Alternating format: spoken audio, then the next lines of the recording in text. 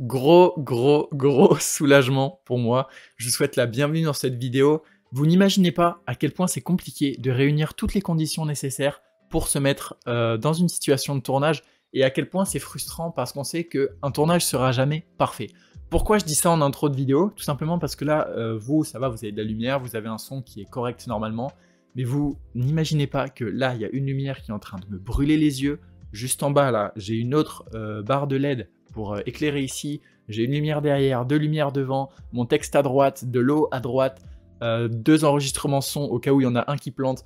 Genre, là, c'est bon. Normalement, je peux tourner ma vidéo tranquille. Bref, ça fait super longtemps que j'ai pas fait de vidéo sur cette chaîne YouTube. Et pour cause, j'étais un peu en mode sous-marin, je travaillais vraiment à fond sur mes projets et j'espérais revenir avec cette chaîne YouTube sur plein de nouveaux contenus, plein de nouvelles histoires à vous raconter parce que voilà, si on vit pas, on peut pas raconter des choses. Et aujourd'hui, j'aimerais vraiment faire un bilan 2021. Alors vous l'avez remarqué, maintenant je suis devenu un vrai YouTuber, je tourne dans ma chambre, ça c'est mon lit, voilà, je préfère casser le mythe directement. Mais bon, quoi de mieux qu'un espace aussi intime que ma chambre finalement pour vous faire une vidéo qui parle de mon année. J'ai vraiment envie que cette vidéo soit honnête, sincère, que je puisse vous dire mes évolutions, mes erreurs, mes joies, mes échecs, mes succès, pour que vous puissiez vous aussi apprendre de moi, sans prétention, bien évidemment, et pour aussi que je puisse faire ma petite thérapie de façon publique, comme ça, j'aime bien faire des vidéos, ça me permet aussi de m'y retrouver, d'y voir plus clair. Pourquoi est-ce que je sors une vidéo bilan 2021, littéralement 6 mois après tout le monde? Tout simplement pour la simple et bonne raison que j'ai fait ma comptabilité. C'était très chiant, horrible, je déteste ça, mais j'ai changé de process comptable, donc maintenant ça va beaucoup mieux, mais ne vous inquiétez pas, ma compta est faite, et en fait j'ai réalisé que cette année était tout simplement incroyable en termes d'évolution pour moi, en termes d'évolution par mois aussi, et j'ai eu du coup envie de faire une rétrospective de cette année avec vous en vidéo, tout simplement. Ce que je vous propose, c'est qu'on va voir période par période, mois par mois, je sais pas encore comment est construite cette vidéo. Pour être tout à fait franc, là je la tourne en une seule prise, je vais pas en faire deux, je vais pas en faire trois, parce que j'ai envie que ce soit le plus sincère et le plus naturel possible. Et pour rappel, quand je disais apprendre de moi, c'est aussi parce que c'est le but de cette chaîne YouTube. Sur cette chaîne YouTube, j'aime bien partager mon parcours, mon évolution, comment est-ce que je fais pour grandir, comment est-ce que je fais pour développer mon business et mon activité. Et comme vous avez pu le remarquer, la première vidéo de cette chaîne YouTube, c'est premier business, histoire et bilan. Et en fait, je vous expliquais que voilà, à l'époque, j'étais influenceur Instagram, j'avais lancé mon premier site web, j'avais arrêté malheureusement à cause du bac et que je reprenais mon business pendant les études.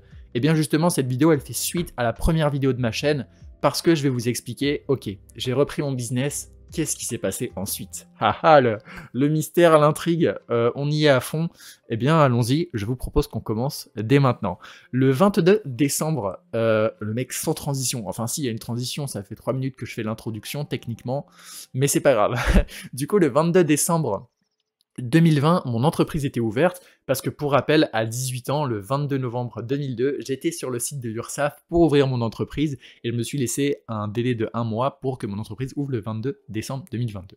Donc, qu'est-ce qui s'est passé? Eh bien, assez naturellement, moi j'ai toujours travaillé sur l'influence Instagram. Je suis très bon là-dedans, c'est à la base mon domaine d'expertise, avant que je décide de devenir consultant plus généraliste en web marketing. Il faut savoir que du coup je cherchais des clients sur Instagram et qu'un ami m'a envoyé un peu par hasard une story d'une influenceuse de 10 000 abonnés qui s'appelle Jane Motin et qui cherchait justement une personne pour développer son site internet. Donc moi j'ai dit oui direct, tu vois, j'avais envie d'avoir un premier client, je démarrais mon activité et j'étais comme un fou. Donc j'ai dit oui, ok, allons-y. Et puis 2-3 jours après, en fait, j'ai compris que c'était pas pour elle, mais pour son copain, qui s'appelle Enzo Carini, et qui est lui influenceur Instagram, qui a à peu près 700 000 abonnés sur Instagram. Donc, incroyable, je me dis, truc de fou. Premier client, un influenceur à 700 000 abonnés, c'est génial, j'étais trop content, j'étais comme un dingue. Le fait est qu'au début, ils voulaient faire leur site tout seul. Mais moi, pour leur donner des conseils, et leur expliquer comment faire le site tout seul, c'était beaucoup trop compliqué. C'est-à-dire comment je peux expliquer au téléphone et par message à quelqu'un comment créer un site WordPress. Pour moi, c'était pas possible. Donc je leur ai proposé de réaliser le site pour eux, et le deal c'était que je réalise le site pour eux et qu'en échange, ils me font de la publicité.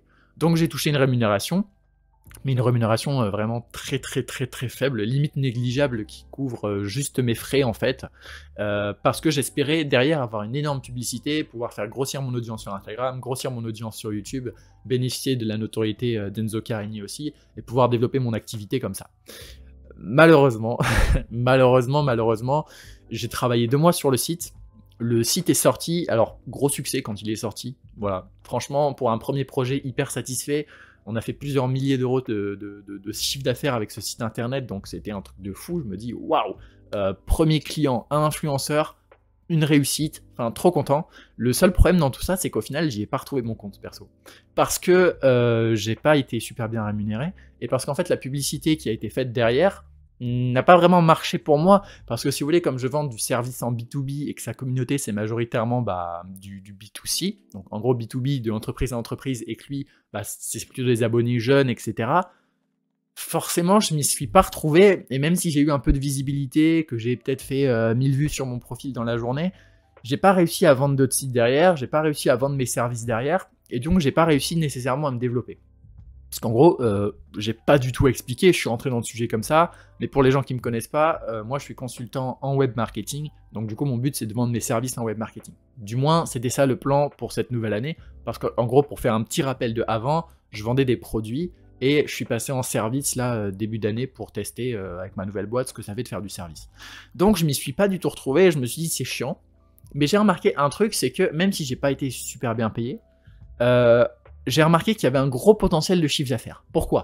Parce qu'aujourd'hui, on a une grosse problématique. On a des influenceurs qui font un taf compliqué et qui, s'ils veulent gagner de l'argent, sont obligés de faire de la promotion de produits de marques complètement débiles qui vendent des grosses merdes.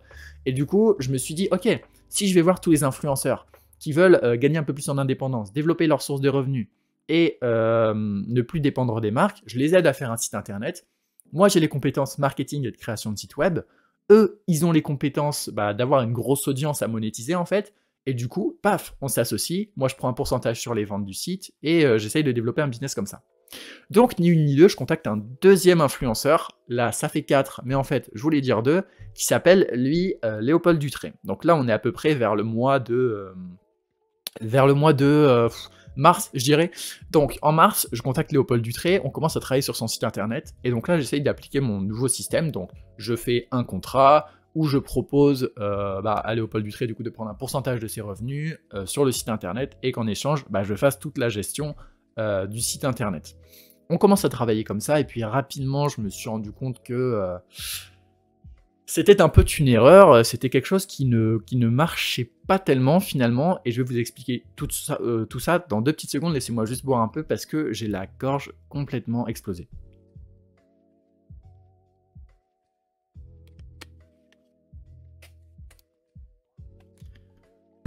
Je vous assure que ça fait du bien. Bon bref, pour reprendre mon histoire, du coup je commence à développer son site internet, le contrat est signé, je vais prendre un pourcentage, etc. Donc son site est fait. Maintenant vient le souci de savoir quel produit vendre.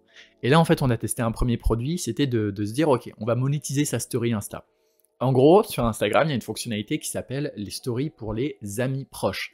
Et du coup, on s'est dit ok, on va vendre un abonnement, peut-être à 100 € de l'année, et quand les gens prennent l'abonnement, tu les mets en story proche et ils peuvent voir des photos privilégiées de toi. Bon, quand je dis des photos privilégiées, évidemment, c'est pas des photos... voilà quoi, ça c'est des photos en plus. En gros, s'il va faire une balade, je sais pas, à Paris, il mettra une photo dans sa story normale et une photo en plus dans sa story privée. Donc les gens qui sont vraiment fans de son contenu et qui veulent le soutenir peuvent avoir 2 fois plus de stories en payant. C'était un peu ça l'idée. Sauf qu'on a lancé le service et ça n'a pas du tout marché. Ça n'a pas du tout marché parce qu'en fait les gens n'ont pas compris. Ils ont cru qu'on lançait une sorte de OnlyFans.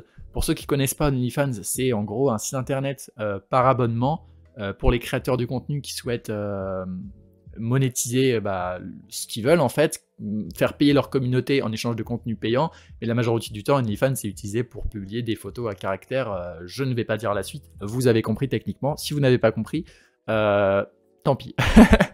Bref, du coup les gens ont cru qu'on lançait une sorte de OnlyFans, alors que pas du tout, c'était vraiment juste des photos normales, mais 2 fois plus de photos.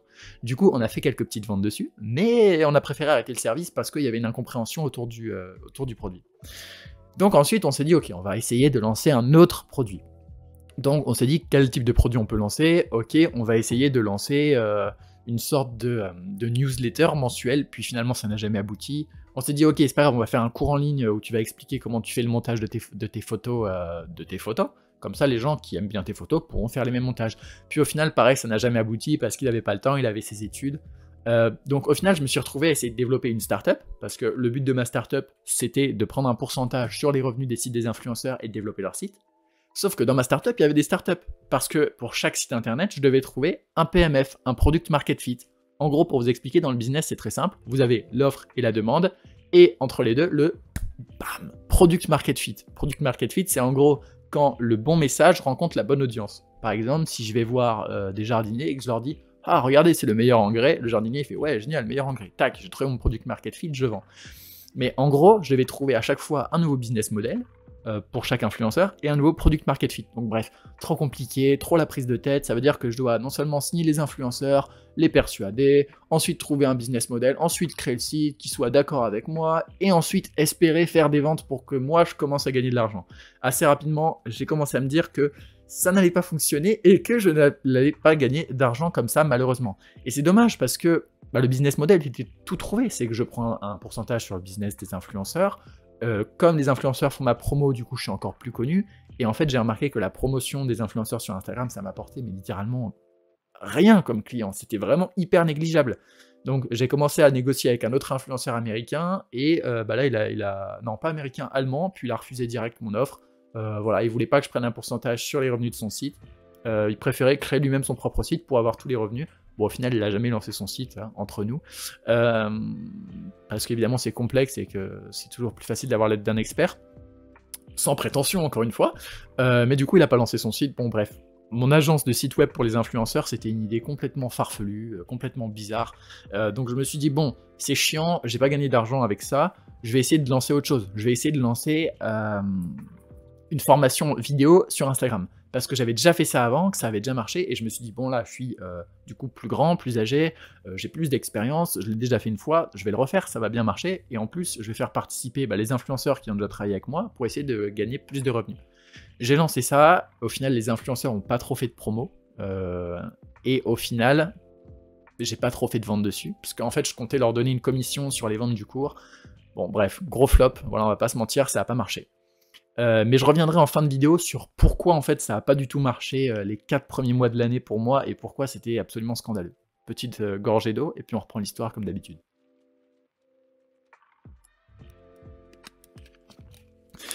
Bref, de là mes amis, ma famille commencent un peu à me dire que je déconne.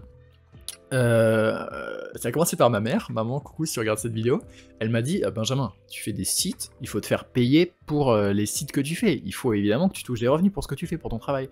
Donc je lui dis évidemment t'as raison, ce serait bien que je commence à gagner de l'argent. Et puis là j'ai un autre pote qui s'appelle Vincent Hugo, qui est lui expert en SEO, qui me dit mais mec, tu vois pas là, tu fais des sites quasiment gratuitement, tu gagnes rien, genre arrête de te casser la tête à vouloir réinventer la roue, à vouloir réinventer un business compliqué.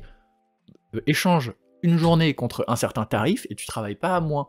Et j'ai commencé à me dire, bon, c'est vrai qu'effectivement, mon business déconne un petit peu, je vais peut-être arrêter ce système. Et puis, du coup, lancement d'InstaBoost, ça foire, et vient un autre déclic en plus, c'est que j'ai fait mon stage. Alors, en gros, mon stage de première année, parce que c'est là un petit peu l'histoire, c'est que je suis étudiant en DUT-TC, technique de commercialisation. C'est une formation à l'université en 2 ans qui t'apprend toutes les bases pour ouvrir une entreprise et pour gérer une boîte, tout simplement. Donc c'est pour ça que j'ai choisi d'aller dans ces études, vous comprenez pourquoi. Et donc je vais faire un stage de 2 mois, j'ai fait un stage de 2 mois dans une entreprise, une agence experte dans la création d'algorithmes de data science. Donc truc de ouf, j'ai appris plein de choses, c'était extraordinaire. Si vous passez par là, Laurie Giugiola qui était ma maître de stage, qui est vice-présidente à la French Tech, donc super intéressant. Je suis allé à la SCCI, j'ai rencontré des ingénieurs de l'école centrale. Enfin, grosse évolution pour moi. En plus, j'ai travaillé sur un projet en SaaS. Pour ceux qui ne savent pas ce que c'est SaaS, c'est Software as a Service. C'est tout simplement le fait de vendre un service sur un site internet, un logiciel, et de le vendre par abonnement en fait. C'est des business super prisés en ce moment parce qu'évidemment, c'est hautement scalable. Pour ceux qui ne savent pas ce que ça veut dire scalable, en gros, c'est quand vous fabriquez une chose une fois et que vous pouvez le vendre à l'infini. Typiquement, j'ai créé un livre une fois, je peux le vendre 1000 fois, ça ne m'a pas demandé plus de travail et pourtant j'ai gagné 1000 fois plus. Que par exemple, mon activité de freelance actuelle, si je veux gagner 100 fois plus, je dois travailler 100 fois plus. Donc scalable, c'est ça, c'est le fait de pouvoir reproduire à l'échelle à moindre coût possible. Bref, du coup, je travaillais sur un SaaS, sur un site internet, c'était génial, mais là encore, ils m'ont dit, mais Benjamin, qu'est-ce que tu fous? Enfin, littéralement, on voit bien que tu nous apportes de la valeur, on voit bien que tu es doué, on voit bien que tu es fort dans ton secteur, on n'a jamais eu un stagiaire autant performant et autant motivé que toi. Et ils m'ont dit, mais on comprend pas, pourquoi est-ce que tes tarifs sont comme ça, quoi? Qu'est-ce que tu fais avec tes tarifs de freelance? Tu gagnes rien. Et là, j'ai réfléchi, j'ai fait... C'est vrai. Je gagne que dalle. Voilà. Je gagne rien. Zéro. Nada. Du coup, je me suis dit, bon, voilà, faut que je me réveille. Et puis, c'est eux qui m'ont dit, ok, Benjamin, pour les compétences que tu as, en vrai, tu fixes déjà 350 € par jour et tu descends pas en dessous. Et là, j'ai commencé à me faire à l'idée, je me suis dit, ok, je vais vendre 350 € par jour, je descendrai plus en dessous, et j'arrête en fait de vouloir réinventer la roue, de vouloir créer un nouveau business model, de vouloir contacter des influenceurs, créer des sites, toucher des pourcentages, et du coup vendre des cours, machin truc. Trop compliqué. Faut que je revienne aux bases du business. Tu veux bosser avec moi, une journée, 350 € par jour, point à la ligne, c'est tout. Et il y a eu encore un autre élément déclencheur pour vous dire que j'étais vraiment dans une mauvaise passe, quoi, et j'ai eu plein d'éléments déclencheurs qui se sont imposés à moi, en fait.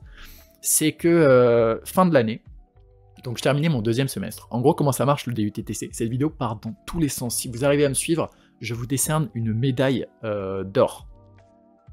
D'or, quand même, ça vaut le coup, quand même, c'est vachement rentable. Bref, où j'en étais, moi, dans mon histoire, du coup? Je suis complètement perdu, les gars, mais je vous ai dit, cette vidéo, elle est vraiment honnête, c'est-à-dire que je suis cash, en face à face avec vous, je vous dis la vérité, il n'y a pas de montage, rien. Bon, je vais peut-être un petit peu monter quand même, mais pas trop. Ouais, du coup, j'ai eu encore un événement, c'est qu'en gros, pour vous expliquer, le DUTTC, il y a 4 semestres. L'année, les 2 ans d'études sont divisés en 4 périodes. Et en gros, si on veut partir à l'étranger, donc l'année prochaine, 2022, on y reviendra dans 2 petites secondes, soyez patients, il faut réussir le deuxième semestre, donc là c'est un 1, mais en fait c'est le deuxième, parce que ça c'était le 1. Le deuxième semestre et le troisième semestre. Ce qui veut dire que toute l'année 2021, en fait c'était finalement l'année de mes semestres d'études les plus importants dans toute ma vie. Donc je devais réussir à développer mon business tout en réussissant mes études. Donc c'est évidemment beaucoup plus compliqué. Mais je suis quand même content parce qu'au final j'ai bien été classé, j'ai bien réussi. Donc fin du deuxième semestre, je me dis vas-y, je suis pas sorti du semestre, j'ai pas vu mes potes, j'ai refusé toutes les invitations, j'ai fait que charbonner, que travailler, je me suis tué à la tâche, j'ai envie de profiter un petit peu et c'est normal, donc je suis allé faire une soirée. Et puis à cette soirée, j'ai eu un énorme déclic, certains comprendront pourquoi, d'autres ne comprendront pas pourquoi. Je laisse le mystère autour de cette vidéo, je vais pas rentrer plus dans les détails, mais en gros cette soirée m'a fait un énorme déclic parce que le lendemain je me suis dit en fait... mais qu'est-ce que j'ai fait en 4 mois, quoi? Rien. Rien. J'ai essayé de développer des business chelous, j'ai essayé de travailler avec des influenceurs, de prendre un pourcentage de trucs, mais ça n'a aucun sens en fait. C'est vrai que j'étais mal payé, c'est vrai que j'avais pas trop confiance en moi, c'est vrai que j'avais pas trop confiance dans mon business, et j'ai réfléchi 2 secondes, je me suis dit, ça craint en fait. Cette soirée m'a mis un énorme déclic, et là encore j'ai pris une énorme claque dans la tête en fait. Et du coup, qu'est-ce qui s'est passé? J'essaye d'attraper un truc sur le côté, c'est pour ça que je mets un blanc. Attention, dans quelques petites secondes, vous allez avoir un plan d'influenceuse beauté. Vous n'êtes pas prêt pour ce qui va se passer. Waouh. Ah putain, je l'ai mal fait, je le refais. Voilà, mesdames, messieurs. Web stratège. Du coup, j'ai créé Web stratège. Parce que j'en ai eu marre de stagner. Parce que j'en ai eu marre que ça avance pas pour moi. Et je me suis dit, elles sont où mes valeurs de combativité, d'envie, de réussite? Elles sont où? Et du coup, j'ai créé Web stratège. Et le concept de Web stratège, c'est que, en gros, on aide les gens à développer leur stratégie web marketing. Et là, le business model, il est pas compliqué. Tu viens, tu veux bosser avec moi, ok, c'est minimum 350 € par jour. Si t'es pas content, tu pars. Point à la ligne, c'est tout. Et en fait, j'ai tout simplement commencé à assumer mes prix. Et ça, mais tout changé, parce que j'ai vendu un premier site internet sur mon TJM. Donc mon TJM, c'est quoi pour ceux qui ne savent pas? C'est le taux journalier moyen. C'est le prix auquel vous faites payer à la journée quand vous êtes freelance. Donc 7 heures de travail, combien vous les faites payer? Et là, donc moi, en l'occurrence, c'est 350, en référence à ce qu'on m'avait dit lors de mon précédent stage, quoi. Et du coup, je me suis dit, ok, mon TJM sera 350, pas moins, c'est mort. Et du coup, j'ai créé Web stratège. Et je me suis dit un truc très simple, c'est que avant, j'arrêtais pas de stagner, parce que je passais d'un business à l'autre, d'une idée à l'autre. Toutes les semaines, je changeais de concept, en fait. Et tu peux jamais vraiment tester une idée à fond si tu changes tout le temps. Comment est-ce que tu veux vraiment être sûr qu'un truc marche pas ou marche si tu le fais une semaine et que tu rechanges de technique juste après? Donc là, je me suis dit, ok, je vais faire web stratège, mais je vais le faire jusqu'au bout. Jusqu'au bout, jusqu'à temps que je rate vraiment. Parce que le problème aussi quand tu es entrepreneur et quand tu montes une boîte, c'est que des fois tu montes ta boîte mais vraiment que à moitié. Tu as peur de te donner à fond, parce que si tu te donnes à fond et que tu rates, ça veut dire que tu as été nul. Voilà. Alors que si tu te donnes à moitié à fond et que tu rates, bon, c'est pas grave, c'est juste que je me suis donné à moitié. Tu vois. Et je pense qu'avant, j'essayais un peu trop de me trouver des excuses, et que là, je me suis dit, ok, je me donne à fond. C'est tout. Il n'y a pas de seconde chance, je vais jusqu'au bout, même si je dois rater. Et ça m'a fait un gros déclic, ça m'a du coup permis de vendre mon premier site web sur mon TJM, trouver mes premiers clients à un prix normal, Dieu merci, et c'est là que j'ai commencé à être rentable. Mais c'est pas fini, mesdames, messieurs. L'été, je travaille du coup en taf étudiant, parce que comme ma boîte n'est pas suffisamment rentable, je continue de travailler en taf étudiant, donc au centre d'affaires de BNP Paribas. Ça, on a connu pire comme travail étudiant, c'était hyper enrichissant, j'ai appris plein de choses, j'ai rencontré du monde super intéressant. Mais en fait, quand tu fais la route de Aix-en-Provence à Marseille le matin, le soir, c'est un travail qui est hyper épuisant, hyper fatigant. Alors évidemment, c'est un job étudiant, c'est compliqué, évidemment pour gagner de l'argent, il faut cravacher.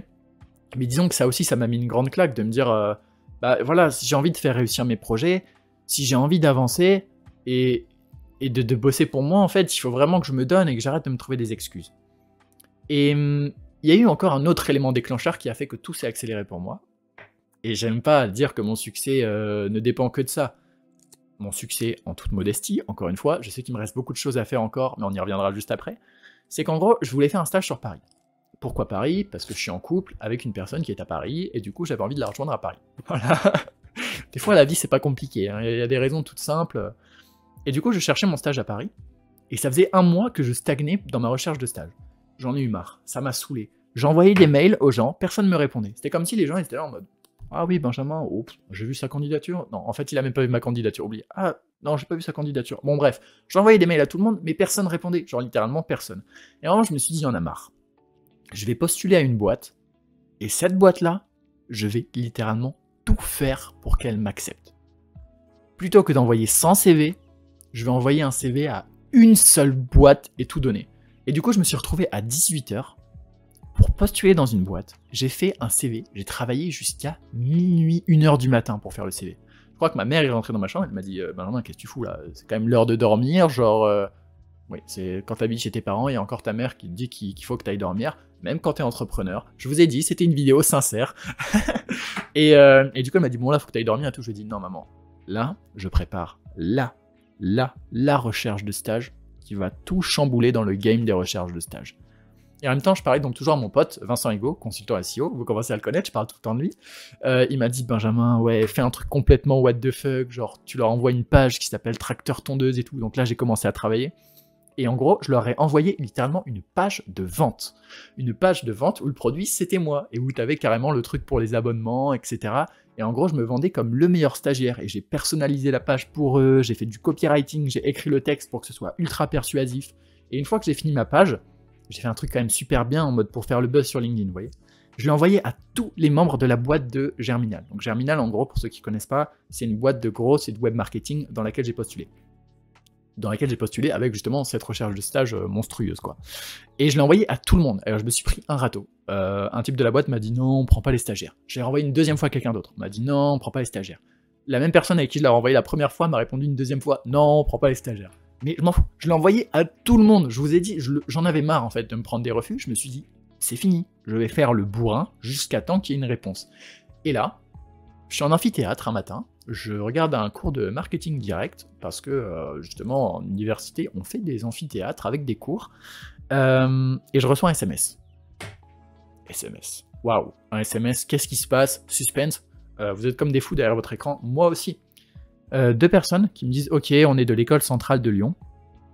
On est en train de développer un nouveau service de tri des mails automatique avec l'intelligence artificielle et on cherche un stagiaire. » Et là, je fais « Alléluia, alléluia, ça y est, j'ai enfin trouvé une boîte qui veut me prendre en stage. C'est un énorme miracle. » Et la pause boisson.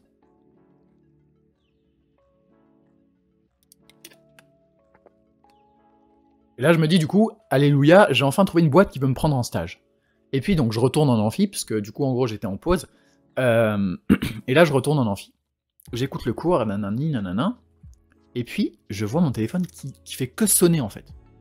Et je me dis, mais bizarre. Il se passe un truc sur mon téléphone. Que se passe-t-il?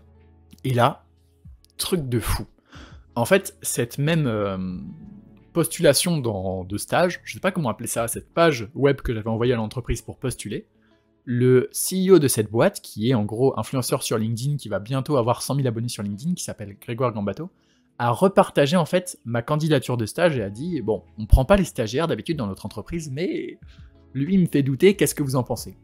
Et là donc son post fait 100 likes, 200 likes, 300 likes, 1000 likes, 2000 likes, 4000 likes, 5000 likes, je crois qu'il allait jusqu'à 7000 likes. À l'heure actuelle, son post, il a fait plus de 1 million de vues. 1 million de vues, c'est bon pour vous? Ok, d'accord. Donc, absolument monstrueux. Et forcément, comme il a partagé ma page, que je leur ai envoyé ma page web pour postuler dans leur boîte, toute la France m'a appelé. Voilà, je pèse mes mots. Toute la France m'a appelé. C'est-à-dire que toutes les 5 minutes, j'avais mon téléphone qui sonnait. Toutes les 10 minutes, je recevais un mail. Toutes les 15 minutes, je recevais un SMS. Ça n'arrêtait pas. C'était pire que du harcèlement. J'étais là en mode, quand est-ce que je vais pouvoir rallumer mon téléphone? Je ne sais pas. Alors, quelle était ma grosse erreur dans tout ça? C'est que j'avais pris un numéro professionnel 2 semaines avant, ou 2 mois avant, ou je sais plus quand je l'ai pris, d'accord? On va dire 2 semaines, comme ça fait genre je connais mon sujet. J'avais pris un numéro professionnel 2 semaines avant, et comme quelqu'un de très intelligent, en fait j'ai mis des boutons sur la page pour me contacter. Et les boutons, ça faisait directement que les gens m'appelaient sur le téléphone, donc ils cliquent, ça appelle directement. J'avais mis mon numéro perso. Donc toute la France a commencé à m'appeler sur mon numéro perso en fait, ce qui était quand même vachement relou. Donc j'ai reçu plus de 100 appels, plus d'une centaine de mails, tout le monde voulait me recruter dans son entreprise. Et finalement j'ai fini par trouver un stage. Alors pas dans la boîte dans laquelle j'avais postulé initialement, parce qu'ils sont en restructuration, parce que le CEO a quitté la boîte pour lancer un autre projet, parce que finalement j'ai pas postulé au bon moment, quoi. Clairement j'ai pas postulé au bon moment. Je pense qu'ils m'auraient peut-être recruté s'ils étaient dans une phase beaucoup plus stable, beaucoup plus pérenne, mais là, ils ont plein de choses à régler en interne. Donc voilà, vaut mieux pas que j'y aille maintenant. Mais j'ai trouvé un autre stage dans une boîte du coup qui s'appelle Occurrence, qui est un cabinet de conseil et d'études en communication. Et je vais travailler sur un nouveau projet qu'ils vont faire là-bas, dont je ne peux pas parler, malheureusement, pour l'instant, mais sachez juste que ça rentre dans mes compétences et que j'ai vraiment hâte d'y être. Du coup, c'est les 2 mois en fin de l'année, là. Et que du coup, j'ai réussi à négocier un stage rémunéré. Parce que forcément, quand toute la France veut te recruter, tu peux négocier ton salaire assez facilement, quoi. Bon, c'est une rémunération, franchement, très correcte pour un stage, on va pas se mentir. Mais c'est pas tout. Parce que Bibi, de base, il est quand même là pour faire du business. Si je suis arrivé sur LinkedIn, si j'ai créé ma boîte, etc., c'est quand même parce qu'à la base, j'ai envie de monter une entreprise, quoi. Tous les gens avec qui je n'ai pas fait de stage, j'ai recontacté tout le monde. Les 100 numéros de téléphone, je les ai faits. Les 100 mails, je les ai faits. J'ai recontacté littéralement tout le monde. Et j'ai fait, genre, pendant 1 semaine des entretiens avec toute la planète entière pour vendre mes services de freelance. Vous avez compris. Et comme 1 semaine avant, j'avais décidé de ne plus jamais baisser mes tarifs, grâce à toutes les claques que je me suis pris dans la gueule avec tous mes échecs précédents, et du coup, j'ai réussi à vendre mes services à un bon prix. Ce qui veut dire que j'ai passé les 4 premiers mois de l'année dans une situation catastrophique. Je gagnais rien du tout, j'essayais de créer un business model. Et là, les 4 derniers mois de l'année, majestueux en fait. Majestueux parce que mon activité de freelance, elle est lancée. Parce que maintenant, je me vends à mon juste prix. Parce que du coup, je me suis fait une renommée. Parce que du coup, mon activité est lancée en fait, quoi. Et alors, quelles ont été mes erreurs sur les 4 premiers mois de l'année? Parce que quand on regarde mes revenus, ça fait vraiment ça au début. Et à la fin... Et je ne fais pas parler de mes revenus dans cette vidéo, parce que le but, c'est pas de créer des polémiques. Du moins, je ne vais pas donner les chiffres exacts. Mais en gros, quelles ont été mes premières erreurs dans les 4 premiers mois de l'année? Premièrement, j'ai jamais défini un prix très clair, en fait. J'ai jamais osé imposer mes prix, j'ai jamais osé calculer mes prix et la valeur que je devais me vendre. Ce qui veut dire que du coup, je rabaissais mes prix. Deuxième erreur, c'est que j'avais pas de canal d'acquisition. C'est quoi un canal d'acquisition? C'est tout simplement une stratégie pour vous amener des clients en continu. Donc, canal d'acquisition typique, ça peut être par exemple créer du contenu sur LinkedIn, ça peut être avoir un blog, ça peut être avoir une chaîne YouTube ou alors faire de la prospection. Moi, je faisais rien de tout ça. J'attendais que les clients tombent du ciel. Du coup, forcément, bah, j'avais pas de clients. C'est logique. Merci Benjamin. Comme j'avais pas de clients, les gens qui me contactaient, j'osais pas mettre un prix très cher parce que j'avais peur qu'ils partent. Et du coup, ça faisait baisser ma confiance en moi. Et du coup, dernier point, c'est que j'osais pas assumer en fait qui j'étais.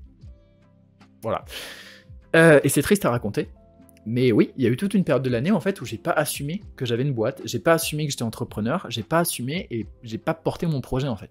Et quand t'es entrepreneur et que t'as une boîte, que t'es le seul dans ta boîte, il y a que toi qui peux faire vivre ta boîte en fait. Et si t'es pas là en train d'incarner ta boîte, en train de crier au monde entier que tu as une entreprise, je vous mets le logo sous les yeux depuis tout à l'heure pour que vous imprégniez bien le logo dans tous les sens, tac tac, c'est bon, vous l'avez retenu, brand awareness.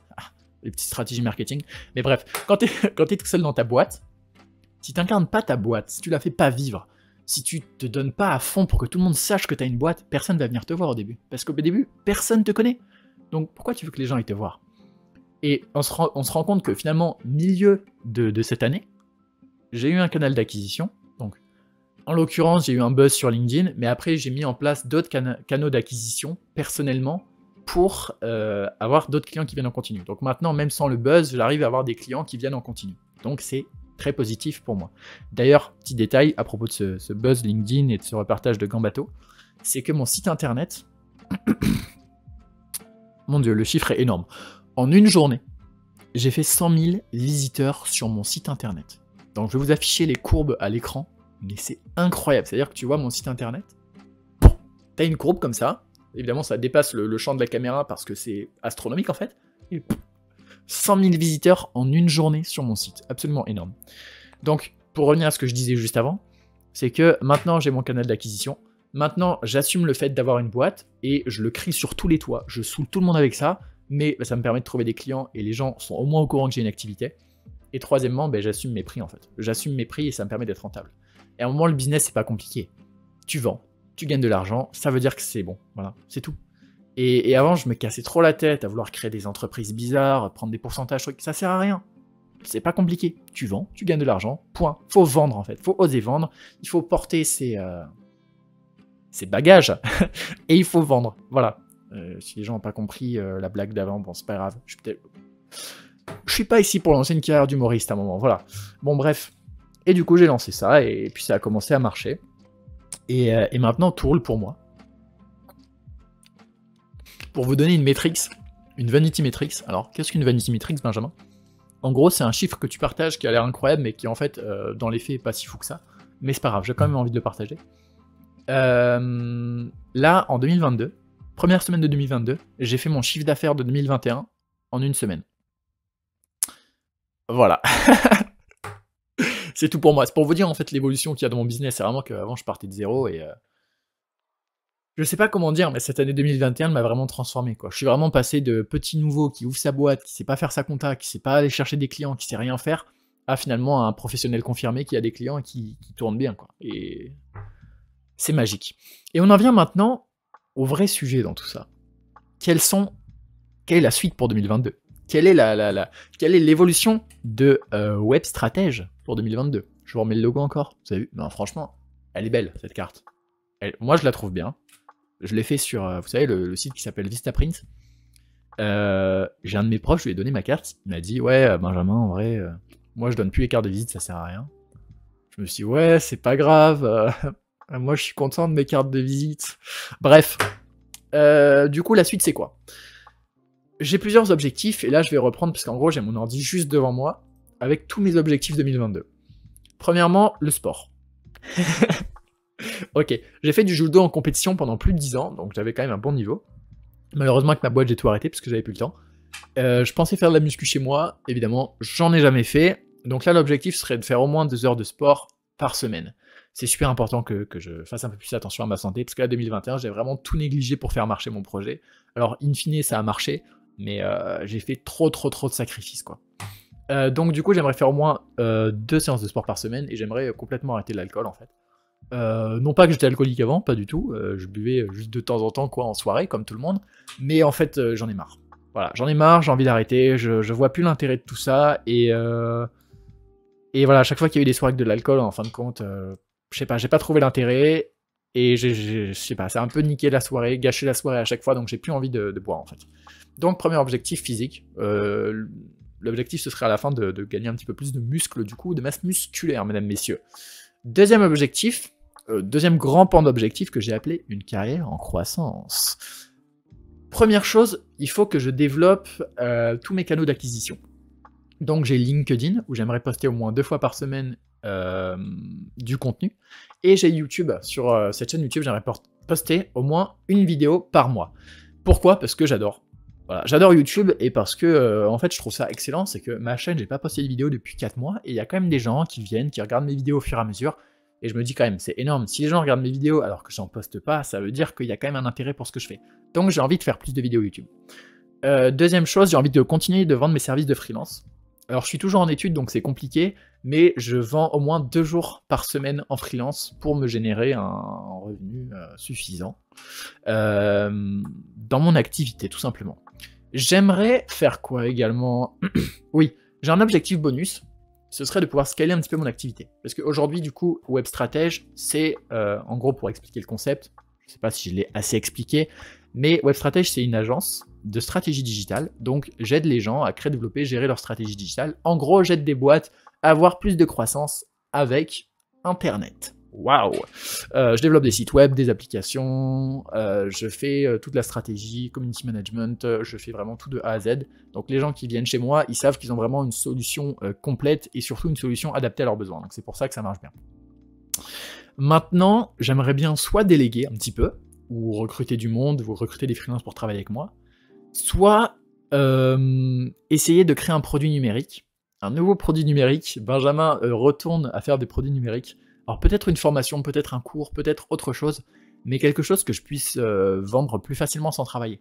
Parce que là, le problème, alors je ne suis pas fainéant, loin de là, vous le savez, j'ai sacrifié toute ma vie sociale en 2021, c'était un véritable enfer. Mais en fait, si je veux gagner plus d'argent, il faut que je travaille plus.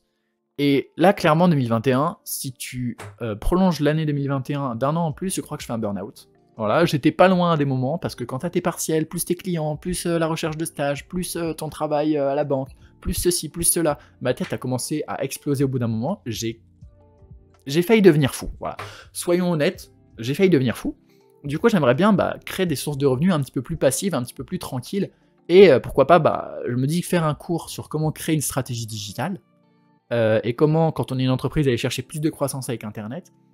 Faire un cours vraiment généraliste là-dessus, ça peut être bien, parce que tous les gens qui n'ont pas les moyens de travailler avec moi en service à 350 € par jour ou plus, parce que je vais augmenter mes tarifs, ils pourront au moins suivre ce cours-là, et moi ça me permettra de gagner de l'argent même si je travaille pas vraiment, tu vois. Voilà. En fait, j'ai tellement de choses que je veux faire en 2022, mais surtout développer les réseaux. Y a quoi d'autre? Ouais. J'aimerais bien aussi en bonus faire une conférence. Je sais, j'ai vraiment envie de faire une conférence, de parler devant un public, de m'exprimer, j'ai envie de faire une conférence. Donc voilà, si vous regardez cette vidéo, que vous organisez des conférences, invitez-moi, par pitié, faites-moi parler sur n'importe quoi, n'importe quel sujet. Bon, l'entrepreneuriat, ça reste quand même mon sujet de prédilection, on va pas se mentir, mais j'ai envie de faire une conférence, clairement. Mais bon, ça c'est plus un bonus, si ça arrive tant mieux, si ça arrive pas, c'est pas grave, ça me dérange pas. Et puis 2022, c'est aussi l'année de ma poursuite d'études. Je dois décider, soit je vais à l'étranger, et du coup je me consacre beaucoup plus à mon projet d'agence web marketing, qui marche déjà bien, soit je reste en France, je sais pas encore à ce niveau-là, mais ce sera aussi l'année où je termine mon DUT, donc mon diplôme, mon premier diplôme, donc voilà. Bref, 2021 c'était une année de fou, 2022 commence encore mieux. Quand je repense à 2021, je me dis que j'ai fait des choses incroyables, que j'ai lancé des projets de ouf, que j'ai rencontré des personnes absolument extraordinaires, qu'en un an, finalement, je me suis seniorisé, en fait. C'est littéralement ça, je suis passé de junior à senior en moins d'un an, enfin, je trouve ça ouf. Pause boisson, vous avez l'habitude. et j'ai hâte de voir ce que sera 2022. Cette vidéo est hyper exhaustive, elle dure presque 40 minutes. Évidemment, je vais faire un petit montage pour raccourcir un petit peu, mais ça va être compliqué de réduire. J'espère que vous avez aimé, j'espère que vous avez appris des choses. Si vous aussi vous lancez en freelance, ne faites pas comme moi. Imposez vos tarifs dès le début, mettez en place des canaux d'acquisition et osez vendre et incarner votre entreprise, s'il vous plaît. Et voilà. c'est tout pour moi. Si vous avez envie de bosser avec WebStratège pour développer votre stratégie web marketing, vous pouvez nous envoyer un mail à contact@webstratege.co ou aller directement sur le site internet. Il y a beaucoup trop de clients en ce moment, donc c'est pas sûr qu'on arrivera à travailler ensemble. Mais vous pouvez toujours essayer. Si les projets sont vraiment cool, des fois on accepte de se surcharger un peu plus notre emploi du temps. Donc voilà, merci à tous d'avoir suivi cette vidéo. Vous connaissez les codes de YouTube, like, partage, commente et abonne-toi pour faire grossir ma chaîne YouTube. Et moi je vous dis salut, cette vidéo est déjà assez longue comme ça. Et oublie pas WebStratège. Hein. Dernière petite pub et j'y vais maintenant.